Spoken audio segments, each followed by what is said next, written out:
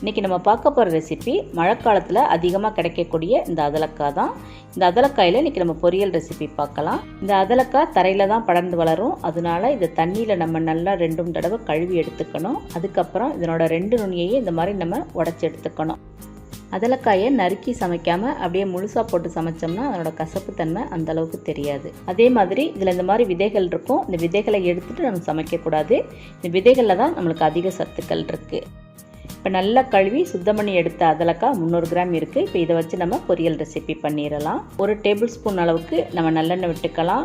இதுக்கு எண்ணெய் கொஞ்சம் அதிகமாக தேவைப்படும். இது கூடவே 1/2 டேபிள் ஸ்பூன் கடுகு உளுந்தம்பருப்பு போட்டுப்போம். கடுகு நல்லா பொரியட்டும். இது கூடவே நம்ம காரத்துக்கு ஏற்றபடி மிளகாய் வத்தல் கிள்ளி போட்டுக்கலாம். நான் இன்றைக்கி 4 மிளகாய் வத்தல் கிள்ளி போட்டிருக்கேன். காரம் அதிகமாக இருந்தால் தான் அதலக்காயோட கசப்பு தன்மை தெரியாது. அதனால் நம்ம 4 மிளகாய் வத்தல் அல்லது 5 கூட நம்ம போட்டுக்கலாம். இப்போ இது கூடவே பொடியாக நறுக்கி வச்ச சின்ன வெங்காயம் 5 போட்டுப்போம். இப்போ வாசத்துக்கு நம்ம கொஞ்சமாக கறிவேப்பிலை போட்டுப்போம்.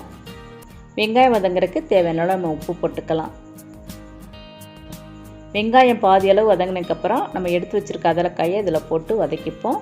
இது கூடவே 1/4 டீஸ்பூன் மஞ்சள் தூள் போட்டுப்போம். இந்த அதலக்காயை நம்ம தண்ணி விடாமல் வதக்கணுன்னா கசப்பு தன்மை அதிகமாக தெரியாது. அதனால இந்த எண்ணெயிலே இதை நல்லா நம்ம வதக்கி எடுத்துப்போம். அடுப்பை இப்போ நம்ம மீடியம் ஃப்ளேமில் வச்சுக்கணும். இந்த அதலக்காயில் நிறைய மருத்துவ குணங்கள் இருக்குது. மெயினாக சொல்லணும்னா ரத்தத்தில் சர்க்கரையோட அளவை இது குறைக்கும். அதனால சுகர் பேஷண்ட்ஸ் இது அடிக்கடி எடுத்துக்கலாம். அதே மாதிரி வயிற்றில் உள்ள குடல் புழுவை நீக்கிற தன்மையும் இந்த அதலக்காய்க்கு இருக்குது. இந்த அதலக்காய் மழை சீசனில் தான் அதிகமாக கிடைக்கும். அதுவும் தென் தமிழகத்தில் தான் அதிகமாக கிடைக்கும். அதனால் கிடைக்கும்போது இதை நம்ம வாங்கி வெயிலில் நல்லா காய வச்சு வத்தலாக எடுத்து தேவைப்படும் போது நம்ம யூஸ் பண்ணிக்கலாம். அதலக்காய்க்கு தேவையான அளவு உப்பை நம்ம போட்டுக்கலாம்.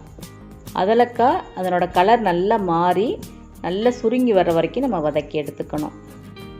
இப்போ அதலக்காய் நல்லா வெந்துருச்சான்னு நம்ம செக் பண்ணி பார்த்துக்கலாம். அதலக்காய் நல்லா சுருங்கி நல்லா வெந்துட்டது. இப்போ நம்ம இந்த அதலக்காய் பொரியலுக்கு தேவையான அளவு தேங்காய் துருவல் போட்டுக்கலாம்.